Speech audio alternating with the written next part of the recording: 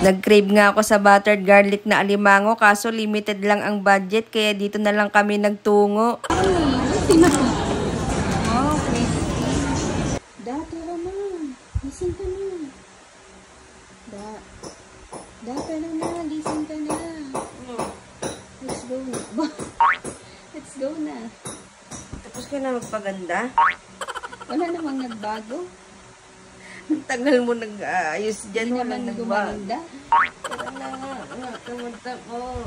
Nakaidlip nga ako kakaantay kay Ninang Thea. Nauna pa siyang mag-ayos sa akin pero nauna pa akong makatulog. Nakakatamad talagang umalis ng bahay. Bukod sa sobrang traffic, mapapagastos na naman ngayong araw. Kailangan na naman kasi ipa-maintenance nitong si Ash. Sa kanya na naman napunta yung sinahod namin ngayong buwan. Ang laki nga na naman ng babayaran kaso 200 na lang pala laman ng wallet ko kaya humingi na ako ng saklolo sa sugar mommy ko. Ay kay madam pala, siya pala may-ari ng sasakyan na to. Driver lang ako. Ang saya mo kanina pero bakit parang nag-iba na timpla ng mukha mo?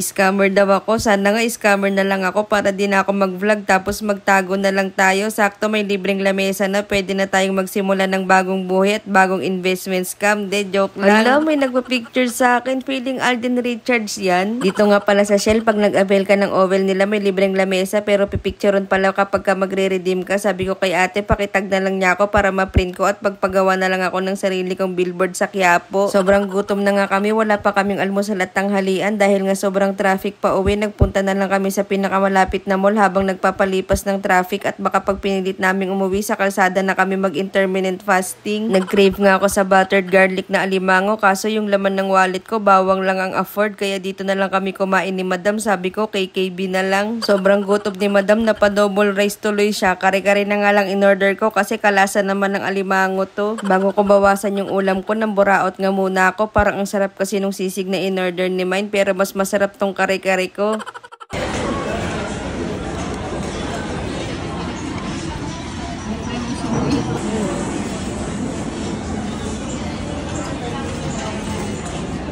Nahirapan nga akong nguyain tong kare-kare. Crispy daw kasi muntik pa akong machok. Akala ko daing yung sahog. Bacon lang pala. Garapal din kasi yung sumubo. Kala mo nauubusan.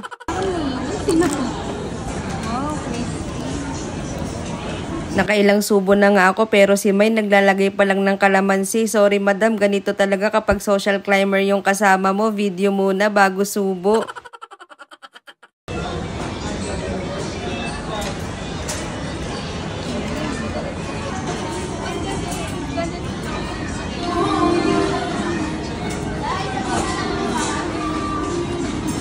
Panay kami subo tapos na-realize namin nung paubos na wala pala kaming panulak kaya pumunta na lang kami ng Norbox para makahingi ng kape nila kaso di pala libre ang kape dito. Kala ko extension to ng Chooks to Go. Mabuti na lang may gift check si Ninang Thea na sponsor ng ka-team niya. Yun ang ginamit namin. Thanks daw Kyle. Craving satisfied now. Palpitate and acid reflux later. Pag uwi ng bahay, tinesting ko na nga muna yung portable table ni Shell kasi di naman ako excited. Check ko lang kung may damage at kung matibay kasi dito ako maghihiwa mamaya ng cabbage. Madali lang din pala siyang i-disassemble kahit walang manual. Kayang-kaya basta may sense of smell ka. Dapat malakas ang pang-amoy mo lagi sa mga promo na ganito. Dalawa na yung camping table namin. Hindi na kami masisikipan kapag nagluluto sa camping. Kaso ang problema, team black kami pero yellow tong lamesa. Madadaan pa kaya to sa pintura? Saka ko na nga yun po problemahin. Wala naman kaming budget pang camping. Mukhang maluluma lang yata to kapag may inuman sa amin. O siya, maraming salamat nga pala sa mga na-demotivate sa video na to. Sana hindi ko kayo na-inspire. Maraming salamat. Paalam!